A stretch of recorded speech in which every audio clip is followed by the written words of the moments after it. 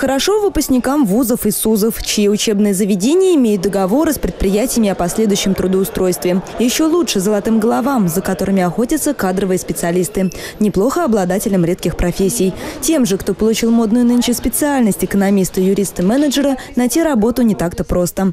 Приходится прибегать к помощи службы занятости. Очередная ярмарка вакансий проводилась специально для выпускников этого года. Правда, в основном предлагались временные рабочие места. Потенциальные работодатели готовы взять специалиста без опыта работы на срок от 1 до 3 месяцев, во время которого у молодого сотрудника есть шанс закрепиться и остаться работать на предприятии дальше. Плюсы очевидны. Есть время обучиться технологиям, привыкнуть к специфике работы, наработать кое-какие профессиональные навыки. Конечно же, имея на руках трудовую книжку и ежемесячную заработную плату.